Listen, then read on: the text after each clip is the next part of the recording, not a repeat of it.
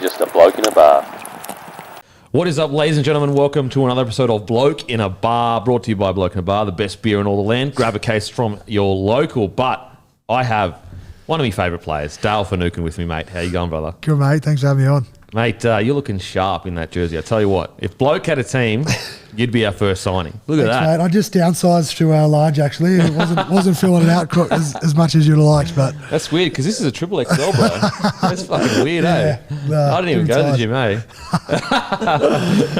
Mate, look, yeah, how have you been? The Sharkies obviously flying.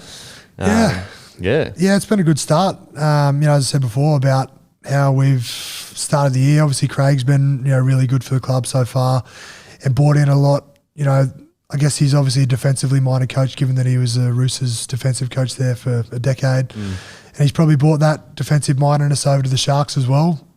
And, our attack's, clicking a lot quicker than I guess I'd anticipated. The spine's been quite similar, I guess, to what it's been, obviously, as outside of Nico for a period of time. So, I think Nico's gelled really well with those spine guys, and it's going well so far. What's it been like transitioning from obviously the Storm, and I'd assume the Sharks play very differently? What's it been like? Yeah, I don't think there's too dissimilar in terms of the defensive mindset. Yep. From Melbourne, a lot of teams defend and attack quite similarly. They've obviously just got different names for players, but I think it's quite similar in terms of the defensive mindset. But the attack has gelled really well. As I said, Nico's been gelling really well with Moiser and with Will Kennedy at the back as well. So, as I said, that's gelled a lot quicker than I had probably anticipated that it would. And, we've got, as spoken earlier about, Sifa Talakai and how well he's been going for us. And, all of our outside back, it's hard to single, one of them out because they've all got their such good strengths and they've been going so well for us. But I just think across the board, everyone's been, really honing in on what their role is and doing it really well. What's it been like, I guess, at training with a guy like Talakai? Yeah, it's you want to stay out of his way when he's running the ball towards you. But we just spoke earlier about the stats that he sort of produced in the last 3 weeks. I think he's nearly ran for over 200 metres each game. The tackle breaks, nearly 10 a game. I'd say smoky, but I'd nearly say he's right up there with the talk of New South Wales. Yeah. I don't know where you're playing, whether it's a centre position or whether you bring him off the bench, because that's the other strength of his, is his versatility is so good. He can play in the middle, he can play edge back row, he can play centre. And he's got really good ball skills as well. That's the strength of him. So I think he's a very good chance of playing in New South Wales. What about like the Sharkies as a whole? What would you say? So it's been six or 7 rounds.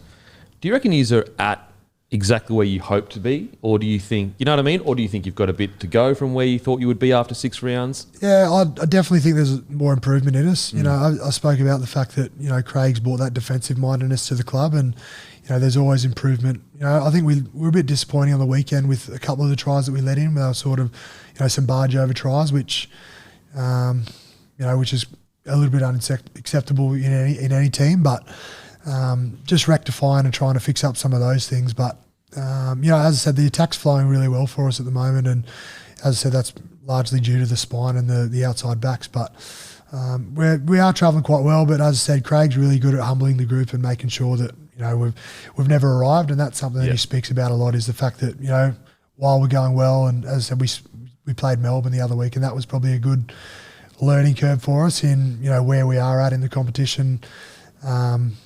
Testing ourselves against the really good sides.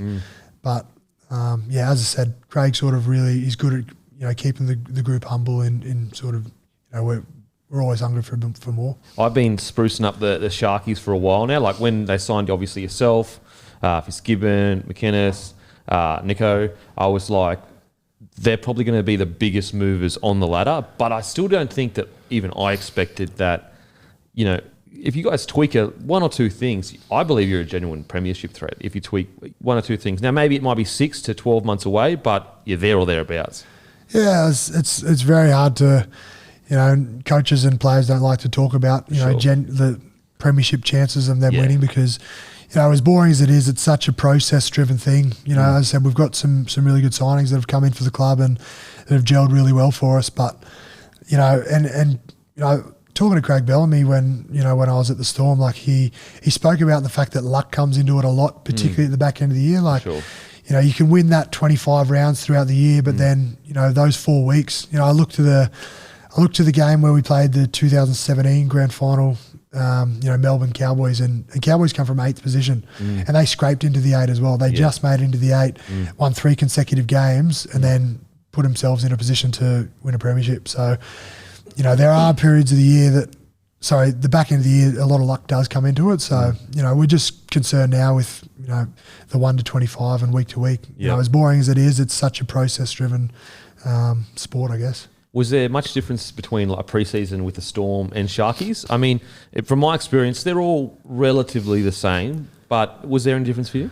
As I say, they're all pretty similar. Like, everyone does scrimmage against each other, coupled with the fact that you might do a conditioning component in between and then a conditioning game and then come back to the footy side of it again. And, more or less the same in different orders. It's much the same, but it's probably a little bit more scrimmage that was probably higher level of, no, I won't say higher level of contact, but probably more frequency, I guess, throughout the sessions. So we might sort of get 2 or 3 sessions where we get some decent collision into it. Where each week, yeah. Whereas we still did that at Melbourne, but it was probably more so in an environment where we were just drilling it rather than doing a 13 on 13 and playing against each other. Yeah, okay. So the amount of contact was probably similar, but it was sort of done in a different way, I guess. Yeah. Interesting. Really interesting. So take us back to a little fella though, a little Dale Finucane, the bigger bomber, the bigger bomb they reckon. Bigger bomb. That's what they reckon on the wiki. That's Where'd that come from? I'm not sure. That's the first I've heard of that. Someone did tell me there was a Wikipedia thing though. That it says bigger bomb and Hadouken. Have you ever been called Hadouken? Hadouken actually I think came from, I'm not sure if you remember the game. Was it Tekken, the game? There might have been a game, Tekken. Street Fighter. Street Fighter I think it came from. And Ryu. There were a couple of players that I did play against. The one I remember, I think the most was Willie Mason. I think where we played against him, and for anyone who doesn't know, Hadouken was like a move from one of the wrestlers on the game. So, which sounds similar to Finucane. So Hadouken was the call, and he used to say that to me at the scrums. I used to get to the scrum and he'd go Hadouken. That'd be the thing. So I don't think he was trying to put me off my game or anything. I think he was just like a jovial sort of, how you going? But that's the great from Willie. I get it from time to time. That's great from Willie Mason. And trust Willie Mason to play good. He's I had him on the podcast, mate. His story is incredible. It's probably like my era of sort of being around like the teenage years of me watching football as well, like in his time. And like that was sort of my vintage of watching guys. Like, when you saw him for the first time on the field, you're like, he's big. Yeah, he's huge. But it is funny when as you said, when you come into first grade as well, sort of, when you're a 13, 14-year-old and those guys who were probably young at that time, but then when I become sort of 20, 21 playing and they're at the back end of their careers, like you kind of look at them, you're idolising them still while they're, as you're playing against them, while you've got a job to do to play against them, you kind of almost look at them going, wow. I used to watch you playing up. It was exciting. Yeah, mate, that same thing happened with Wendell Sailor. That was the moment, when I played Wendell Sailor as his return game from rugby union, that was the biggest moment where I was like starstruck of like, that's Wendell Sailor. Like and he is massive. I couldn't believe how big he was. Yeah. Like giant. I remembered him as like a fast winger, and then he come back from union. He was like 110 kilos, or even maybe 115. And he sprayed me the whole game. Was it always footy, always rugby league? So I started playing soccer like as a young fella, as I would have been 6 or 7. I think that was the first sport that I played, and I think just through my mates playing. Actually, I just sort of jumped on board. All my mates at school were playing footy, so I jumped on. Under 9s was my first year, and funnily enough, obviously Kezi Apps was in the side as well. So I played all of my junior football with Kezi, I think up until, I think she had to finish playing in the under 12s when girls weren't allowed to play anymore. But how'd she go? She was one of the best players. That's crazy. And it's funny, there was her and there was another girl from Narooma, another local side locally, who was a girl who played as well. And they were like 2 of the better players in that competition. And I think it gave the boys the shits a little bit because they were like, oh, who's this bloody girl coming in here? They're killing it. Yeah, they're killing it. Yeah. But started playing the under 9s at Bega, and then sort of just went through the system down there until I moved away to Sydney when I was 17. And who was the team that you supported growing up? I was a Knights supporter growing up. Knights? Yeah. Knights. Was it a Joey effect? Yeah, Joey, Really? Matty Johns, Gidleys, Bedsy as well. Yep. They were sort of Ben Kennedy. That was my era sort of growing up. And funnily enough, I actually had a Knights Duna cover.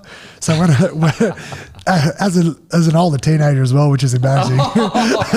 But so when I moved to the Bulldogs as a 17-year-old, I moved in with my manager for a period of 6 months for the SG ball season. But then I moved into the Bulldog share house, and in the house, I was one of the beds at the front of the house. I had my Knights Duna cover still while I was playing for the Bulldogs. So I was like, if that's not embarrassing. And so you were really a teenager. You were nearly a man. Yeah. I was nearly 18 years old and I had the Knights Duna cover. Great. I know. Bring your first girlfriend over, you had a Knights cover. It's embarrassing. Did you always excel, or did you just enjoy it when you were younger? Or I enjoyed it when I was younger. And I didn't just play league. I think it was a thing with a lot of our mates in high school. We sort of did a little bit of everything. Like we sort of, we played volleyball, we played squash, we played, anything to get after school really. Like if you were union, AFL, like you'd be part of everything just to get after school really. Yep. But yeah, I probably I actually remember a moment in time where that was a moment where I guess I realised I wanted to play professionally. Yeah. And that would have been 15. There was a carnival, I think, in Canberra, and so the South Coast regions, obviously Wollongong down to the border, and we were playing against the Riverina, which is the western part of New South Wales, and I just had to beat the other lot to obviously progress forward to make the Southern New South Wales team. I think it made up to be, and I just remember the disappointment of not making that side, and just thinking that I just had to beat one player to progress to the state carnival, and. Yeah. That was probably like the defining moment for like wanting to play first grade, I think, in missing out on that side. And that's probably when I started to do a little bit more than, what the mates at home were doing. That's when I started, start doing a bit more running and start doing a bit of weights and that sort of thing. So that was probably the moment that I, can pinpoint where I realised I wanted to play footy. And did you have, I guess, someone you looked to that said you need to do these things to get an advantage, or is it a natural kind of idea of like, if I do extras, I'll be better? Yeah, I'm not too sure. There was, the academy programs back there were, really good. But I think it was more so, myself that just realised, I think, it's no secret that the more work you put in, the better the outcome you're gonna get. But I mean, as I said, the coaches back home were really good, but yeah, I realised that I needed to do a little bit more to progress. And what did it consist of? Just a lot of running? Was it ball skills? Was it? Oh, mostly running, to be honest. Like it was mostly like road runs. So I'd been to the AIS. I think when I was sort of 15 to 17, I think I was part of the AIS program. They sort of they pick scholarship kids up from sort of outside of like in rural areas. And I was part of that for a couple of years. So I did actually pick up a lot from that in those camps. And they sent us home with like a core disc, like an abs disc sort of thing. And that was probably, 20 to 30 minutes of work to do that. So I'd always do this little abs disc that I'd have. I'd put it on the DVD player and push it in. And then I'd go for a 5 or 6K run. And that was sort of it. I try to do that like most days. Yeah. Beach runs. When I lived on the coast, I'd sort of go for beach runs and sort of just getting up a little bit earlier. And I went through a stage actually where a couple of our mates, we got into swimming a lot as well. So just doing a little bit extra that, as I said, if I wanted to make it, that was sort of going to be my point of difference. And did you see results relatively quickly?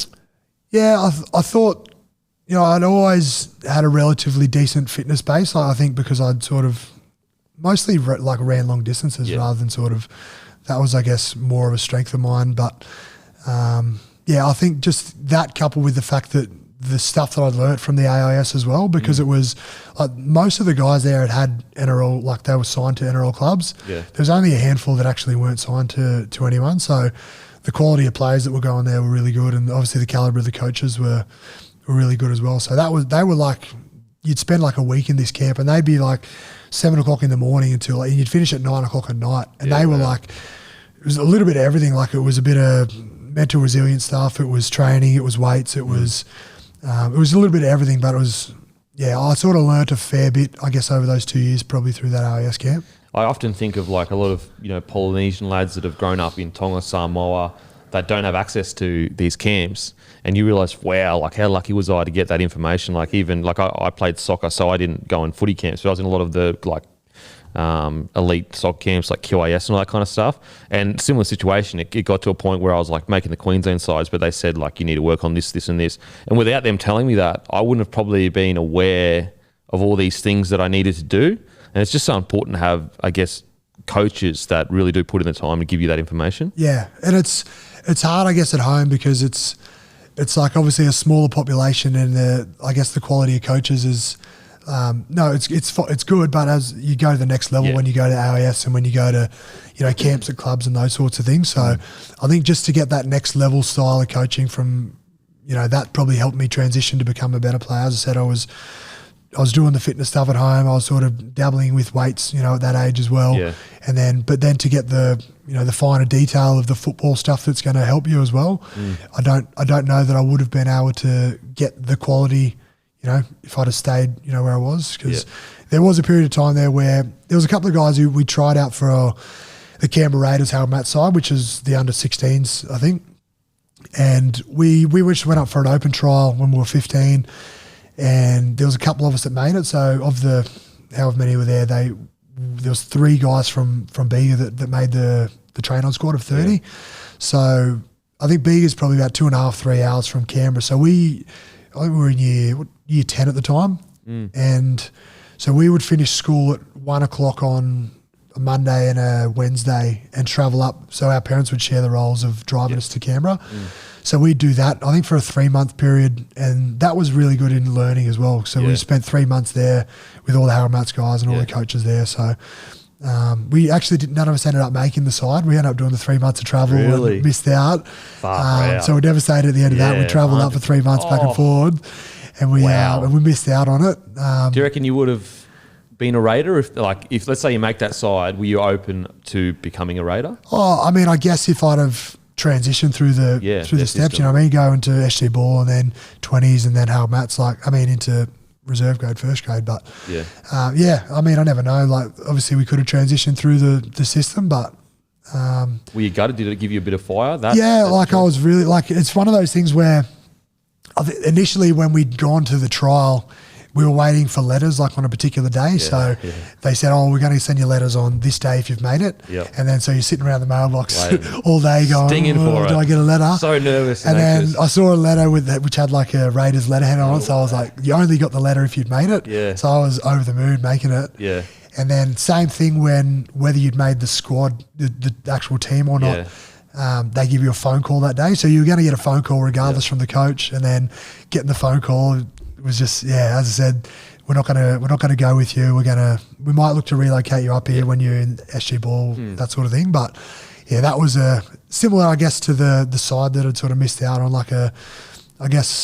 disappointment. But kind of afterwards, you sort of get a drive to go, well, you're pretty close. Sort of just keep persisting with it. For sure. And so at this stage, you're about 16 years old? So 16, I would have played 16s and 18s in that year. And then in year 11, I think I went to, so the country carnivals are all the New South Wales country areas, and I think it was in Newcastle that year. I played at that carnival, and from that carnival, a player manager wanted to pick me up. So months down the track, I ended up having conversations with him and then signing with him. And then not too long after signing with the manager, he'd got a 4-year contract with me with the Bulldogs. So it was the first year was a stay-at-home year, and then the next 3 years were SG ball and 20s. So I sort of went through. So you got a 4-year contract. Had you made any state sides at this point? I hadn't made any state sides. So I didn't make any. I made obviously the local rep sides back home, but nothing that was like a state rep team or anything that was sort of too far outside of the local district stuff. Tell you what, man, he's just doing his job. Yeah, he did well. 4-year deal. Yeah. Bloody hell, I never even got a 4-year deal. I was playing bloody NRL. Yeah. So I'd stayed at home for that year 11 year, and then I played 18s in first grade for that year, year 11. And then I actually wasn't supposed to move up for year 12, but the manager thought it would be good to sort of transition me to get used to the style of footy as well as the city living as well, I guess. Lifestyle change. Because I was playing first grade at the time back in Bega, but it's different, I guess, the style of footy to what I'd be coming up against in SG Ball.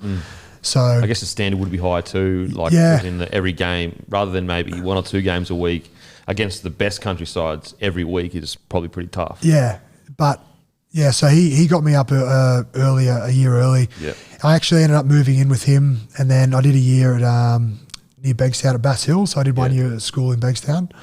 Did you struggle homesickness? Or? I didn't struggle with homesickness, surprisingly, which it's funny. Like I'd literally just got my Ps, and I just passed my Ps, and had barely learned how to drive a manual because I sort of learned it within the last month, and then moved to Sydney, and then had to drive from there through Bankstown to Bass Hill. Yeah, and I was shitting myself because I was 100. Like, I'm used to 1 lane of traffic, 3 sets of traffic lights in town, and then I've got traffic either side of me. You're driving a manual. I could barely drive a manual, so I'm stalling. And I'm trying to get to school. So the first month, I guess, would have been like transition into that was pretty scary. That was the bigger bomb. The first car, that was probably the bomb. That was the bigger bomb was your car, bro. Yeah, and I think the fact that my manager's family as well, I've still got such a great relationship with them now.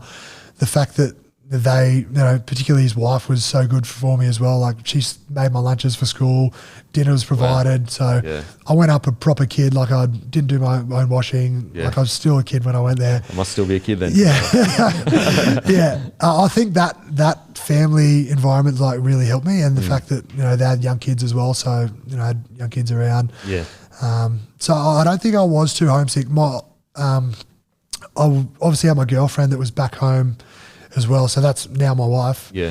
So we'd been together since early high school, then the fact that she was a year older in school, so she was doing a gap year for university. Yep. So she was working at home, staying there, while I was up in Sydney. So we go stretches of nearly 3 weeks without seeing each other. So that was like probably the hardest thing, was trying to see each other during that period of time. And I was finishing training in pre-season at like 7:30 at night in Homebush, getting in the car and driving back to Bega and getting there at 2 a.m, and then missing school on Monday and driving back on Monday to drive straight to training again. Wow. So I'd spend 6 hours in the car, then go to training, and then I'd just be cooked. That's a Gary Jack. Yeah, it was cooked. Oh, mate. It was cooked by the end of it, but I'd sort of do that. Things you do for love, eh? Yeah. Hey, he loves love like me. So, I mean, obviously it worked out in the end.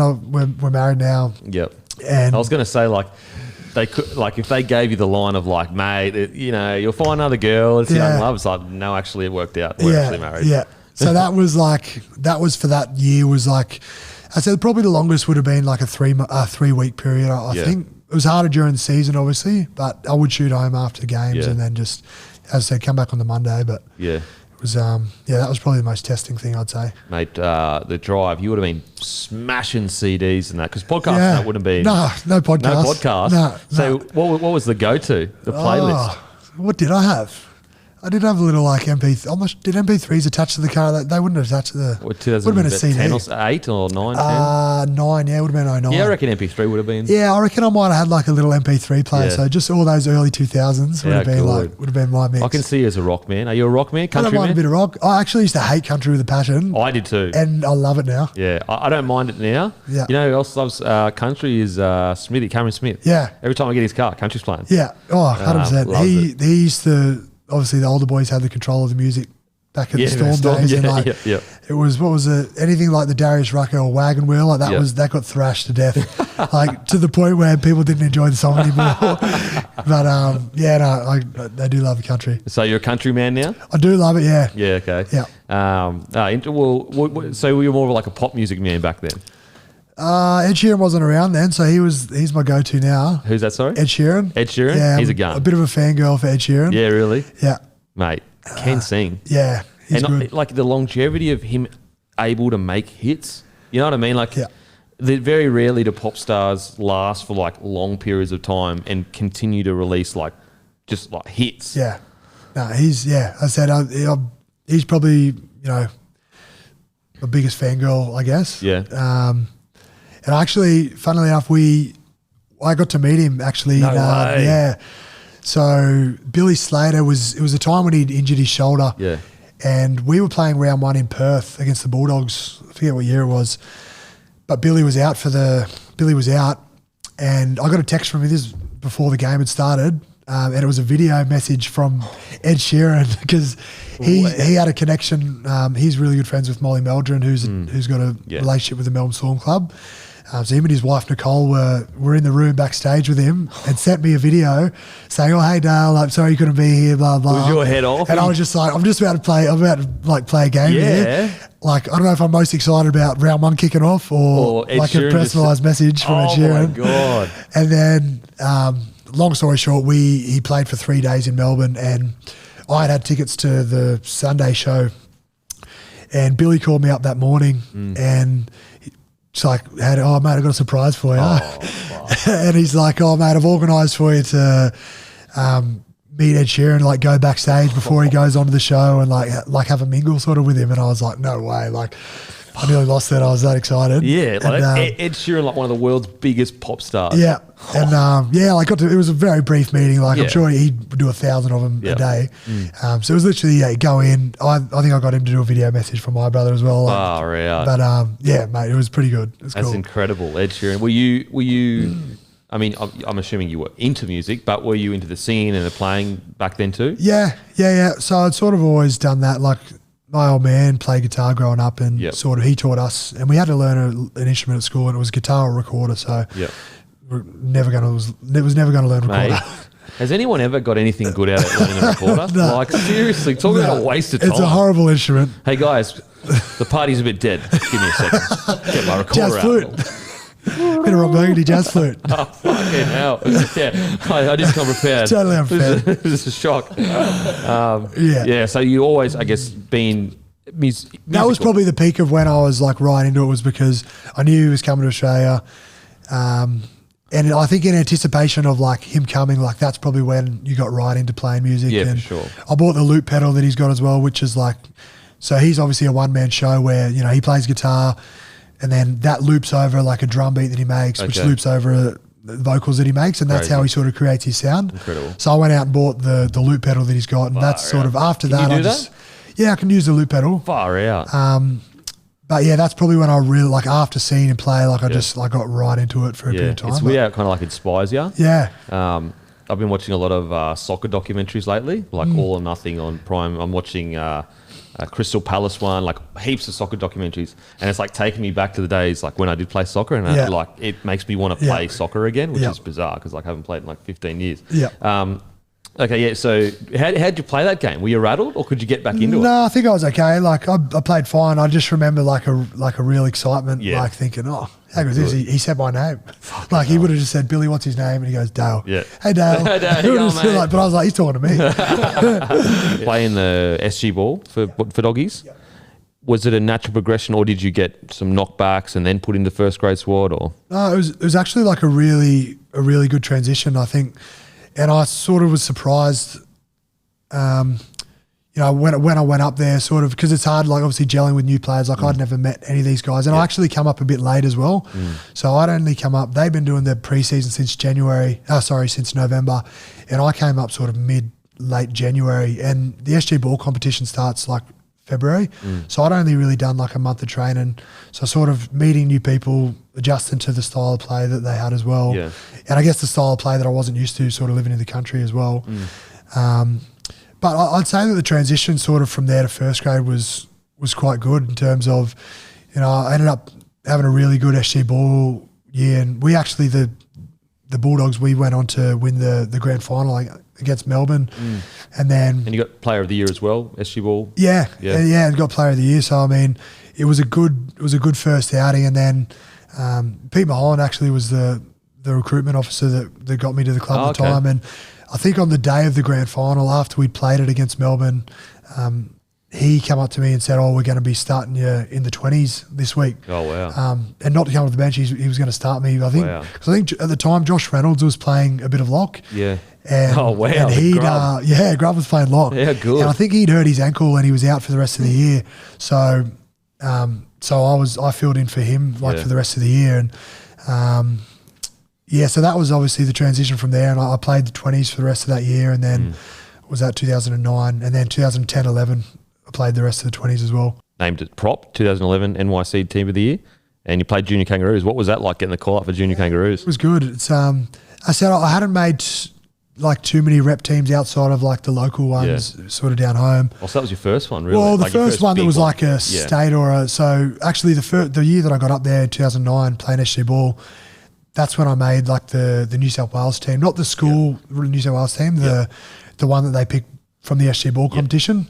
So I made that New South Wales team, and that was the first really big team that I'd made. What was that like putting on the jersey? Yeah, it was really good. It was so good. And I was just excited because, as I said, I didn't have an expectation of what was going to happen that first year. I was just excited to be part of the Bulldogs and wear the, you know what it's like at that age. You're happy to get the gear. Yeah, if I get a pair of socks and you know, you want to wear it everywhere, but you don't want to be a Derek either. Yeah, like you're excited to wear your kid around. And then to make the New South Wales team was unreal. And then, as I said, in my last year of 20s in 2011, making the Australian side as well. That was the first Australian side, that I made, the first and only Australian side that I made. So it was exciting. And do you play the Kiwis? Yeah, you played the Kiwis? Yep. What was it like facing? Was that your first hooker that you ever faced? It would have been the first one that I'd faced.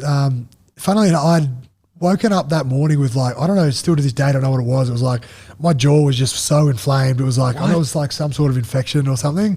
Would it be from like grinding your teeth or something? Well, I don't know, but like my jaw was just so blown up and I just felt like quite lethargic. So I was like, of all days, like the day I'm playing for Australia. I got through the game fine, but I was just like, I don't know to this day, like what was wrong. But the game, it was an exciting game. Like I think majority of guys from both sides had nearly played first grade as well. Like we had a stacked side, they had a really stacked side. I think Papali might have even been playing for New Zealand in the 20s as well. So they had Papali, Kenny Bromwich, like they had some really quality players. We ended up losing that game, I think, but it was in Newcastle. But unreal first experience. And so you get moved up to New South Wales Cup 2012. But did you also get moved into the first grade squad? Yeah. So the year before, while I was in 20s, we'd sort of, I think myself and Josh Jackson and Aiden Caesar, I think, had done, Aiden Caesar did the whole preseason with first grade, and myself and Josh just did post-Christmas. So we did, after Christmas, and we played the first trial game, I think, against the Roosters. So I guess that was our first taste of it, but that was the first year being in the top 25 was outside of that. What was it, that first few weeks of training with first grade, it really hit you of like, oh, wow, this is actually a completely different level to what I thought it would be. Yeah, it was. And funnily enough, I know they've got the sort of, with the new CBAs, like the rules where you've got to have a certain amount of time off and that sort of thing, like now. But then so we went well in the 20s that year. We made the prelim final and lost. And first grade didn't make the finals. They lost in round 26. So their season went short and ours went quite long. And that was the year that I made the Australian team. So we were in camp for a week with that. Obviously played the game. So I think I had 3 weeks off before I then started training with first grade. But I didn't care. I was so excited. I was like, I'm training with first grade. I'm so excited. Could have given me a week off. I would have been so happy just to be there. Whereas like now you'd be like, I need that. Like my body's going to explode apart. I think mentally more so now, because it's been so long, since it started, you just need like a mental refresh, I think. But at the time I didn't need that. I was good to go. I remember when I got my first call up, it was like the most exciting moment of my life to that point. I couldn't believe it. Was there anyone you walked in and saw and was like, wow, that's such and such, or? Someone who was really good, even while we're in the 20s. Like we didn't see a whole lot of first grade because we trained sort of late afternoon into the night, and they were sort of early morning, and they'd sort of finish mid-afternoon. So we weren't a club that did like a lot of scrimmage with them at the time. So you'd only sort of see them at the back end of their weight sessions when we were getting in there. But if you did, sort of Andrew Ryan, he was like really good. He was like a country guy as well, and I guess he knew sort of what the country guys like. Myself and Josh Jackson, who came through, I guess he knew what the experience was like coming as a young kid and then, coming into first grade. So he was really good. Andrew Ryan, I think he doesn't get remembered for how good he was. He was so consistently high quality. And another guy who took us under their wing was Dean Hallertau. He was so good. I think myself and Josh were in a weights group with Dean as well. And he was someone who just really took us under our wing and under his wing and sort of helped us out a lot. And obviously Mick Ennis, he was the other one. He was Yeah, Mick was like such a good captain, and I think people from the outside looking in may not know that, but he's such a good motivator. Like the speeches that he would give, or like he's just it's like William Wallace almost. Like really, you just get the tingles, and you just want someone you want to play for. Yeah, and obviously experiencing lots of different types of leaders. Like obviously Cameron, outstanding as well, like the best. Wade at the Sharks, who I haven't had a chance to play with outside of the trial game, but. I guess someone who people from the outside looking in may not know, but he was such a good motivator. Yeah, a lot of people say that, like McGuinness, even when he's at the Sharkies, a lot of people say like when he comes to the Bronx, a little bit different because we had such big dogs there already. Yeah. And I think that was a bit earlier in his career too. He's still a bit younger, but he was great at the Bronx as well. Like I really enjoyed playing footy with Mick. I think people respect him so much because he was so fit, like he's fit as a fiddle, and he didn't do anything. He didn't ask anything of you that he wouldn't do himself. Never took shortcuts. So, he did take shortcuts. Actually, I remember a moment in training and where we were doing a fitness drill and it was a scrimmage in it, and I remember him telling me to get out of third gear. Yeah. And I was like, I didn't think I was like, I didn't know if I was or whether he was just trying to like empower me or whatever. But that's a moment that sort of stuck with me to like never slack off. Yeah. And it was like that little moment where he goes, right, Dale, get out of third gear, like where I thought I was doing well. Yeah, yeah. But it's a moment that's always stuck with me and something that I've actually spoken to him about since, I think. But yeah, it's just funny. Did he say you're in actually third gear or he was just trying to motivate you? I don't actually, I think that I've spoken to him. I might have said it to him in text. I'll have to, next time I speak to him, I'll have to ask him if I have, but just like a little thing like that just stuck with me. I think that's the biggest shock to rookies coming in is the standards that are required. Like you think that you're having a crack, it's just training or whatever, but a lot of rookies actually aren't going, 10 out of 10 every single session.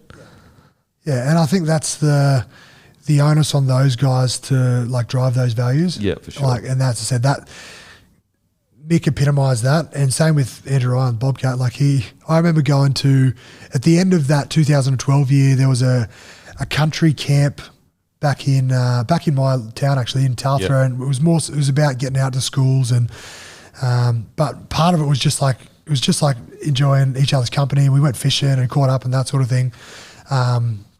And he was just so good with all the young blokes. Yeah, mate, it's so important. I mean, that's why like when you see clubs sometimes when they're struggling, it's usually because they don't have a core of senior players that are driving certain standards. Yeah. Awesome. So 2012.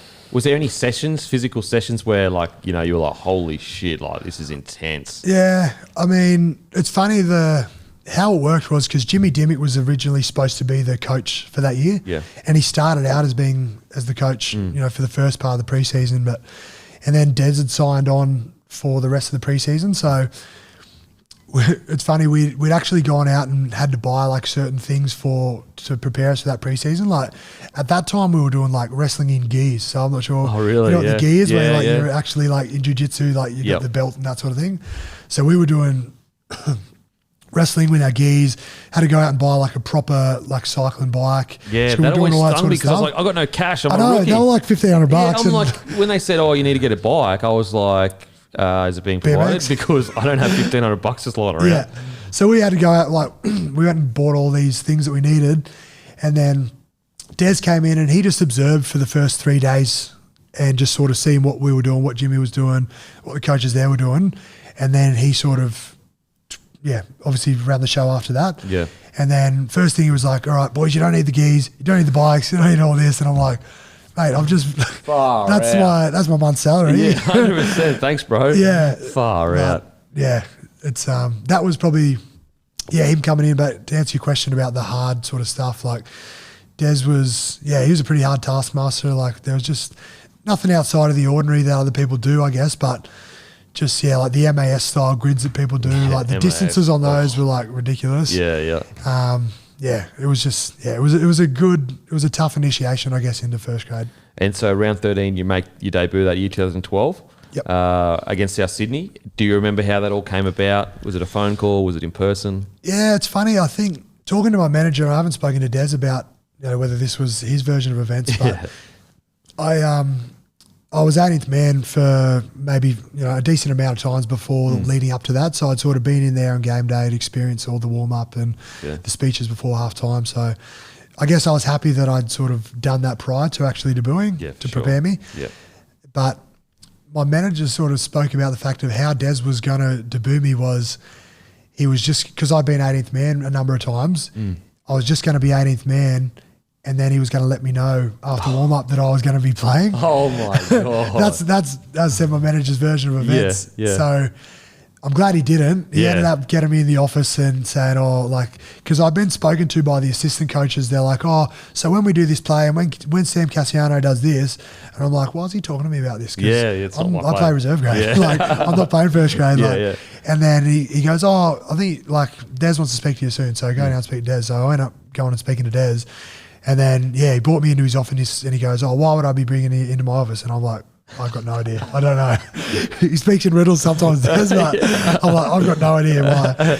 And then I had a guess. I think I said, I'm going to be 18th man again. He goes, no, try again. And then he goes, one better. And he goes, you're going to be making, I said, I'm going to be making my debut. And he goes, yep. And then he just, as Des does, he's pretty hard. Like when he shakes your hands, he almost shakes it off. And he shook my hand. And then, that was how I found out about this one. Mate, because when you're warming up as 18th man, you're in the zone, but you're not. I don't feel like you can ever get in the same zone as when you know you're playing. Funnily enough, so Josh Jackson and I debuted 2 weeks apart, or 2 round games apart, because there was a bye in between, I think. And Josh actually, I was actually against Melbourne in Mackay. Remember the game where Benny Barber ran amok up there and scored? Killed it. Yeah. So that was that game. So Josh Jackson come up as 18th man and wasn't meant to play, and Greg Eastwood done his calf in the warm-up. So that was how Josh Jackson had made his debut. So he was 18th man and got called into the squad. So I think all these no one knew that he was playing, because he'd been 18th man as well, like myself. So they're like, oh no, his parents are like, no, he's just 18th man. Like, no, he's playing. He's in. So that was how he how he made his debut. Mate, the debut. What do you remember, bro? What's the feeling from the debut like? Yeah. I was obviously nervous, and they had some big guns in their side as well. Like Sam Burgess was playing for them. This is the beginning of their run to their premiership, really, 2012. Yeah. So they had some really good players in their team. I'm trying to think what I remember from it. I think I had to go on and play a little bit of back row, which was sort of unfamiliar to me a little bit as well. I think we had an injury or something at the time, but I started in the middle and then went back on as a back row, I think. And I think I remember a moment where I'd sort of tried to come out of the line a little bit, and Mick Ennis was defending beside me. And the game was really in the balance at this stage. It was a really tight game, and it was the back end of it. And I'd tried to get sort of Sam Burgess or close to him, and I bumped Mick Ennis off him, and both of us just scattered. Yeah, and I think he's offloaded it, and then Dylan Farrell has screamed up the sideline and nearly scored in the corner, and that would have put him in front at that stage, but I think Ben Barber came across and literally by the skin of his teeth made a tackle in the corner.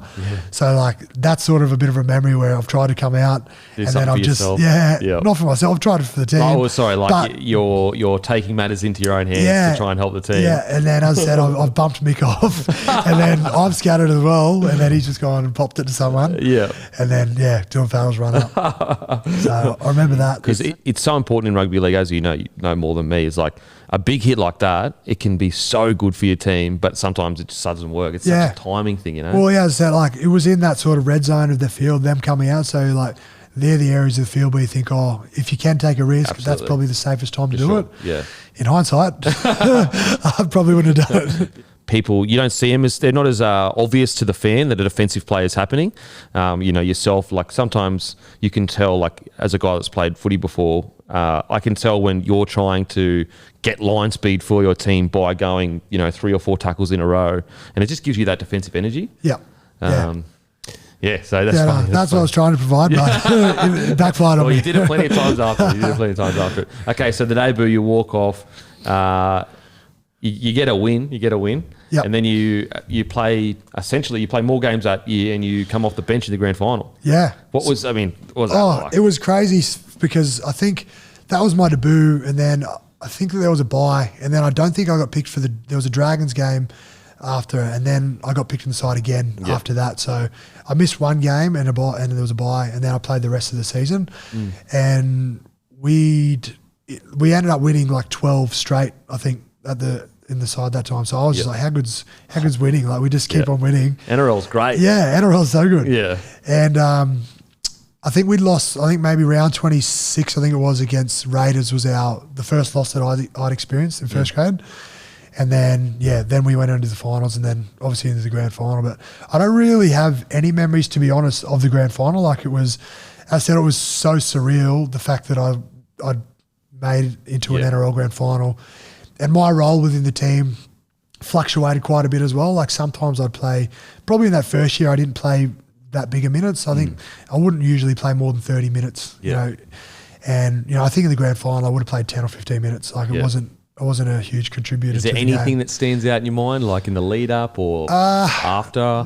I do remember during the game, as I said, I only had a small stint in the game, but I've actually spoken to people since that I really don't have much memory around the build up and like post game and on the field. But I do remember a moment on the field where I probably wasn't long after I got on, and they bombed the ball, and I think it bounced, and Brian Norrie got the ball and scored a try. Yeah. And which was later disallowed. But I was just thinking about it because I was in proximity to it, but I didn't want to bat it forward or knock it on or and I didn't. Yeah. And I was like, he just picked it up and scored a try here, but he ended up being 10 metres offside, which was good, which worked for me. But I was just like, I've just cost the ball because it ended up being 14-4 was the score in the game. So it was a tight game. Yeah. So I'm like, I've just cost the boys. I've come on here for me 10-minute stint and I've just buggered it up for everyone. Hey, but you're in a tough spot though, because like if you go up for that and knock a winger or a fullback that's trying to screen through and catch it, then you're the bad guy as well, you know? Yeah. It's a hard decision to make. I know. So I do remember that moment, and I've spoken to guys since. So Ryan Hinchcliffe was really tight with Brian Norrie, and he's since told me that like you'll never take that feeling away from him. Like he, in his mind, like he scored a try, and the feeling that he felt like was so good that he's like, good. I'll always have that feeling, 100%. Even though it was disallowed. Yeah, it's so like, true. You'll never take it away from him. That's such a good point. Like you, like that 10 seconds or whatever. Yeah. Like that exists for him. Yeah, that's fucking sick. Yeah, I know. So you lose a grand final.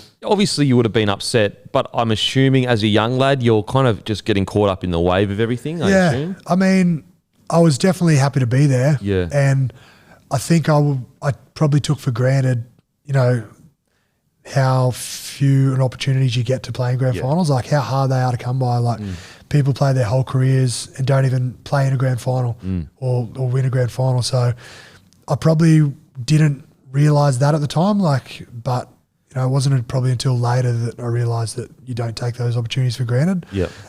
Obviously lucky to be involved again in 2014 at the Bulldogs, but yeah, similar sort of mindset, I guess. That was probably where I sort of thought, don't take these opportunities for granted. And so the next year you play essentially all 25 matches. You score a try, a meatie. Was that would have been your first meatie? First one, yeah. What do you remember from that? I think it was, from memory, it was a tap. I think it was Parramatta. It was Parramatta. I think it was a tap just 10 metres out, I think, off Mick. Just got a tap and then, it was just a barge over, I think. Nothing special, good. Just a little barge over. I tried to try, baby. Yeah. No, it might have been a bit carry on. I was pretty happy when I got up and scored. Okay, so you played 25 matches. Are you starting to really feel, okay, I'm a first grader now? Yeah, I think at the end of that year, like having played all of the games, I was sort of in and out of, like, I was off the bench, but then there'd be times where I would start at times as well. So I think the mindset for the 2014 season was it that? Yeah. I think the mindset was wanting to start and play as many, minutes as I could. But, we had some quality players there as well. Like, James Graham was playing there. That was, the peak of his career around that time. Greg Eastwood, Frank Pritchard. Like, we had some really quality players in our team. So it was hard to break into playing a starting role and sort of developing and playing longer minutes, because Aidan Tolman as well. So Aidan Tolman and James Graham, like, they'd play really long minutes. Same with Greg Eastwood play. So it was hard. The big Beastwood. Big Beastwood. So it was sort of hard for me to try and, because I felt like as a player that was going to try, like that was sort of my strength, was trying to play longer minutes. Yeah. And I felt like it was hard as a young guy as well, because if I'm going on for an unknown amount of time, like I didn't know if I was going to play 30 minutes or if I'd play 60. So it's like, how do you approach the game? Yeah. Not that you pace yourself, but you can definitely manage your energy better, in periods of the game if you're, say, a 60-minute player compared to an impact player who's coming on for 15 minutes then. Yeah. So I just, it was hard to try and find the balance of how I was going to play. The more minutes for you, the better, because I feel like you're really good at building certain things up throughout the game. But you're right, like if you don't know whether you're playing 30 or 60, there may be certain tactics in, like you might be trying to spot a halfback, and that's something that you build up over a whole, you know what I mean? And I know James was good at that as well. So like he would come on, and I think at the time like middle forwards were like running it off the scrum. So we would be like the one off the scrum to lay a line. Yeah. And he would go, and I'd be like, well, I think I'm on for a short time here. Like, I'll go get a scrum carry. Yeah. And James would be like, oh, I've got this thing. Like he'd been setting up with the back rower, because there was a few times where James would like think he was going in for a carry, and then he'd tip on to like Josh Jackson, who like, that's how he scored his first try. I think it was like a tip on off James, and he was working towards those sorts of things. So absolutely. I felt like it was taken away from like the things that he was trying to work towards. Like it's like first time he might tip on, second time he might, show and go himself. It was like, it was hard because other people were trying to develop those things, but I wanted to try and contribute to the team as well. Yeah, for so sure. It was hard. So anyway, 2014 rolls around. You get selected country origin. Well, I mean, as a country lad in Dubbo, what was that experience like for you? Yeah, it was really good. I was so stoked to be involved in the game. Leading the week of the camp is really good as well, because it's obviously in a country area. You do like a lot of visits to schools and community carnivals and those sorts of things. So that's the really enjoyable part of it, because I remember I didn't have a country origin game in Bega, but whenever you'd have like a Canberra versus Parramatta or like games would come back and people would come and visit your school. Like I remembered how excited I was. It didn't even matter if I didn't know who the player was. Yeah. The fact that they had the emblem on was like, oh, you're an NRL player. Yeah, like, absolutely. I remember that feeling when I was a kid. So it felt good that we were those people now that were like kids were excited about seeing. So I tried to give as much as I could to that, because I remember how excited I was. So that was a really exciting part of the week. But the footy stuff, it was unreal as well. 26 all draw. Yeah. I was wondering which year, whether that was the first or the second year, but that was a funny one. And I think it ended on a draw. And I think at the time, did it go to the previous winner of the year before? Like I don't know if there was a cup that actually like handed if it handed it over or I know it was a draw, but I don't know if they stay the reigning. I'd assume winners. So. You'd assume so. And then that year, obviously, you make the grand final. So you lose this grand final. Well, I guess. Did this hurt more because you'd kind of realised how lucky you would be there, or not really? In 2012? 2014. Yeah, I've got more recollection of the events around it, as I said, because I was mindful to take a little bit more in, I guess, this time around. But, I probably did things around the game that I, in hindsight, wouldn't do now that I've, sort of got a routine in preparation prior to a game. But for that game, I obviously had family and friends that come up, and I didn't usually go out and hang out with them like the night before a game. I went over to a mate's house. I was catching up with people. I was excited that everyone was coming up to come watch the grand final. So in hindsight, I feel like I probably was a little bit airy-fairy and like I wouldn't be like that, now. Yeah. I'd just be more sort of focused on, do routine. This is what I eat for the night before. Keep the same routine, I guess. But that probably impacted my mindset a little bit, I guess. But in terms of memories around the game, they won it convincingly. Yeah, like the Burgess boys were on fire. And that was probably one of the memories I had was a George Burgess try. Yep. And I think at the end, Greg Inglis scored a try as well. Go-winner. I think he did the go-winner at the end of it. So I was just it's iconic now, that go-winner. It's iconic. But and then obviously the way that Sam Burgess played and finished the game as well, like he fractured his cheekbone. Yeah. And that was in I think it was the first hit up of the game. Yeah, yeah. And that was the two Englishmen coming together as well with noggin. Each other. So I think the way that he finished and seeing him after the game, like his face was pretty battered and bruised, and I guess the emotion. It's funny, like I probably remember more of their stuff than ours. Yeah. I guess just seeing the emotion of him winning the Clive Churchill and the way that he did it with a broken cheekbone. It seems like life is good at the Doggies. What was the Storm choice for? Yeah, it was just around, as I said, the guys, the quality of guys that were there were signed for just as long, if not longer than the time that I was there. And I just didn't, and it was hard for me to progress in terms of, as I said, playing longer minutes and being a starting player as well. And while I was, I didn't expect to be going straight there to, starting player and getting more minutes.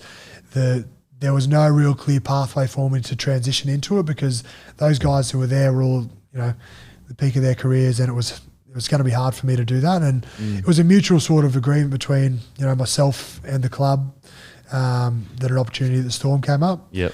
So I think it all happened really quickly too, because it wasn't in my mindset of thinking that that's what was going to happen. But yeah, as I said, my manager spoke to me in December of 2014.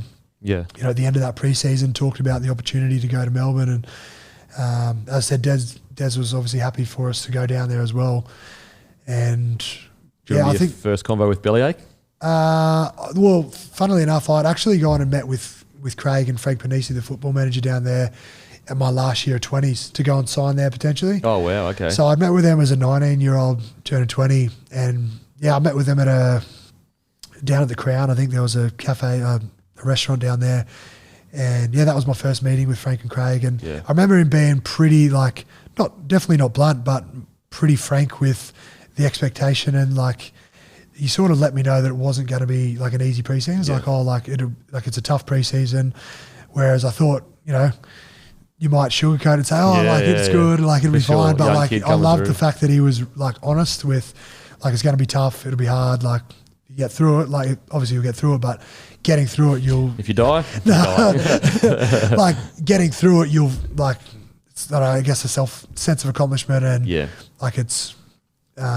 So I do remember that, his honesty, straight up. Yeah. And obviously, and I was very close to signing there. Actually, I was really close, and it was only through talking to Peter Mulholland again at the time about the opportunity for. I think at the time the club were moving some guys on, and the opportunity for me to play first grade sort of opened up a little bit. Yeah. That I stayed in Melbourne in Canterbury for those next couple of years. But I still had a couple of years to go on my contract while I was at Canterbury. But as I said, the opportunity came up for both sides. Bulldogs happy to let me go. Yeah. I'm obviously looking for an opportunity. And then, I started in January. So I missed, obviously, as I said, I did the pre-season partly with Canterbury, and then I started in January with Melbourne. Was it the Bulldogs that initiated the chat of, if you can find somewhere else, we would help you? Or was it just a kind of, you could feel, you know what I mean? I'm not too sure how the conversation started. Obviously it would have been between my manager and the club, and obviously, the interested party, which was Melbourne. But I'm not too sure who initiated the conversation. But were they just kind of more aware that you wanted to be a starter? Was that something that they were aware of? I mean, because I think they were aware of it. I'm not sure whether it what the reasons for them being happy with it were, whether it was, salary cap, or whether it was, they were happy to bring someone else through. I'm not sure from the club's point of view what their reasoning behind it was. Yeah. But that's how it ended up unfolding. And then ended up in the Storm. So you rock up the Storm. Did you do the army camp? Not the first year, because it's always done pre-Christmas. Oh, so pre-Christmas I missed it, but no, you don't miss out on it. I was going to say, he's still stung you. They get you around the next year. Oh, no. Did you think you got past it? No. I would have been cheering. I would be like, yes. No, so anyone who misses it for whatever reason, whether it's injury or, in my case, coming after Christmas, everyone does it. Oh. So with the exception of a couple, it's funny, Jerome Hughes at the Storm has never done it. He's had. Wow. So he had a back surgery, I think, his first year. Someone let the big dogs know. Yeah, get him in the army don't camp. worry, it's very well known at Melbourne. What a joke. Yeah. This is bullshit. I know, so he's not done it, and I'm not sure that he ever will. Mate, he's I think even cheated the system. He's beat the system. I know, he's beat it. Even when Jason Riles came as a 30-odd-year-old player, veteran, played for New South Wales, played for Australia, very well respected player. He had to do the camp. So there was no one, because of how good you are or what you've achieved, gets out of it. I arrived in January for pre-season. It wasn't until the December that year, 2015, that I did the army camp. Was that the first army camp you'd been on? We did a 24-hour one at the Dogs. Yeah. I wasn't 24 hours. We started at 3 a.m. Yeah. So we came from home, met at Belmore at 3 a.m, and then we started, and we finished by 3 in the arvo. So it was kind of like a 12-hour thing. Yeah. And it was hard, but the the Storm one was like a 3-day one. The tough thing is the no sleep. That's the hardest part of army camps. Yeah, they fed us reasonably. Like it wasn't like a food deprivation or anything. Like they fed us fine. But yeah, the sleep deprivation, like I think we started Thursday morning, so I would have been up at 6 a.m. on the Thursday morning, finished at like midday on the Saturday, and in that time would have had like 10 minutes sleep, I reckon, in that time. So they just keep you awake the whole time. Mate. And just with like monotonous tasks as well. Like the first day is like really physical, obviously, like to just try and drain you physically. And then after that, it's like, it's physical as well, but it's more so like, I remember one of the last days we did this task. It was the last morning before we finished. It was like moving rocks. So he drove us to this place, and he's like, they dummied it up, so we got a phone call from mate. He's like, oh, you need those rocks moved. It's like, oh, okay, no worries. So we moved them, like, we moved these rocks like maybe 15 metres. Like we just had to pick up the heavy rocks, move them 15 metres and just going back and forwards. And we probably spent like 45 minutes, like an hour, like moving these rocks to one location. And then we got in the bus to leave, and then as we're leaving, he got a ring dummy phone call. It's like, what's that, mate? You want those rocks moved back? So like we just moved these rocks 15 metres. However many rocks there were, it took an hour. The role play is such a piss take. It's like, just say we have to move the rocks. Exactly. So like, it was absolutely pointless. Like it was a monotonous task that had no point to it whatsoever, but it was like, it was trying to test us mentally for someone to go, oh, why are we doing this? Yeah, like, why absolutely. like getting filthy and then to break? But that was what they wanted to do. Yeah. And I think the reason behind Craig obviously wanting to do the camp is, I think he could find out more about people in that 3 days than he can over the course of the preseason. Almost your life, seriously. Yeah. So I think he, like, because you're put under so much stress, and then, you know, you got to communicate, like, you know, the second day is going to be the toughest. Yeah. Or the last day, like, communicating under duress and just seeing how people's body language is during that time. Like, he can learn so much in that period of time rather than analysing them over the course of the preseason. Like, he's got 50 blokes he needs to watch during the course of the preseason, whereas in that period of time, there's only 12 to 15 blokes that are going on this camp, and he's able to watch them, you know, Hawkeye watch them. Mate, and he comes and watches the camps and hides behind bushes and watches blokes play. It's like the urban myths, urban legends of Bellamy jumping out of bushes and that. Yeah. Oh, man. No, he's always there observing, and like even to the point where obviously we're awake for all of it, like the players, like, but they'll only go and have like 5-hour stint for sleep, and it's probably when we're doing like a monotonous task, so he doesn't really need to be there for it. Mate, those army camps, they reveal so much about you, about yourself. You learn so much about yourself, and also I think you realise how much you're capable of. Like, crazy how much you're capable of. I know. That's probably one of the biggest learnings, and it is the hardest thing mentally and physically, like, I've done. Like, it is really hard. But yeah, you do, like, once you've finished it, like, I feel like that's the connection that everyone's got forever then. So it's like anyone who comes came to the club, like, it's like, oh, we've got a common, we've been through it together. So that's like, you kind of a respect thing for it as well. So the next year when someone else does it, there's always stories, oh, did this happen? Did that happen? Like, there's always so many good stories that come out of it. And they're always quite similar because you've done the same sort of things. It's just like a respect thing. Mate, it's we did a few of the other camps. The first one was a 6-day one. It was outrageous. But once you get through one army camp, the next army camps, they suck, but they're nowhere near as hard because you know that you've just got to just keep going. Yeah. Like, you just keep going. You're not going to die. Yeah, so that's got to be the mindset because, like as I said, you know they're going to try and physically, like, do as much as they can, and then, like as I said, the monotonous tasks become like they want someone to blow up and go, oh, why are we doing this? And then as you're right, like, you just got to get in autopilot and just get it done. Autopilot, seriously, like, life sucks. Like, there's been times where, like, some camps where I'm literally, like, trying to sleep in the rain, like, sliding down mud hills and stuff. But you just think, I'm just going to go through pain for a few days and that's it. Whereas the first time, you're in your head constantly going, I can't believe this is happening. Like, what's going on? And you listen to blokes as well, like, who talk about stories of what they had to do. Like, oh, did you, like, and then you'll go, oh, I think we're doing this now. Like, I think we're doing the march, or I think we're doing the, you know what I mean? Like, and then you kind of guess it and going, and then, oh, no, that's not what we're doing. 100%. And blokes are like wigging out, like, because there's that much talk going on in their head. Oh, mate. Okay, so that first year you get there, and I guess what's it like? You rock up, you're playing with Cooper Cronk, Cameron Smith, Billy Slater. What's that like? It was, so we didn't start January when I got there, we didn't start at Amy Park. We went off site and trained at as a school. Xavier College was a school, and we spent like a 2-week period there. And I just remember like rocking up and idolising those guys and just how humble they were as well. Like, because, you know, the big three that everyone speaks about, you just like, they're sort of up on a pedestal, like everyone, you know, because they're such great players. But the best thing about them is like they're such good people. Like they made an effort to come up and say hello and like make you feel welcome. I think that was the thing that stuck with me the most, was like how humble everyone was when I got there. And not just those guys. I'm just, you know, they're the people that everyone speaks about. But, you know, Ryan Hinchcliffe was really good. You know, all the coaches, you know. So it was a really good first impression of the club. And, you know, I think that's something that Craig and Frank Panisi sort of have instilled, you know, because they've been there for such a long time, that humility for everybody. Yeah, absolutely.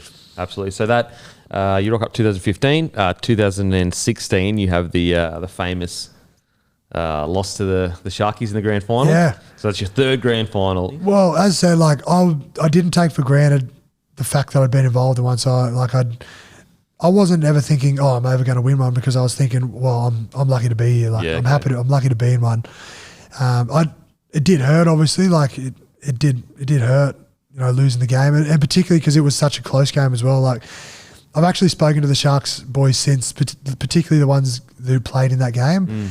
And it is one of the hardest games that I've been involved in. Like just because like the ball in play time was like, I feel like it was really high. Like it was real end-to-end game. Like they had Luke, like I particularly remember Luke Lewis in it. Like they had such a good kick chase. Like that was one thing that really stood out for me, was like in that game, they just bombed the ball to Billy.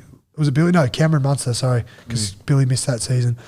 And they were just catching, like they were catching us like as we were catching it. Just like taking the momentum totally out so of the like game. As middle forwards, getting back behind the ball, like we had to go that extra bit further, and then to get a carry, to then to get on a kick chase again, for then for the same thing to happen again. So I just remember how tough that game. Speaking to Wade and, you know, Andrew Feeder, like since then, they agreed with me, even though they were front loading energy as well. Yeah.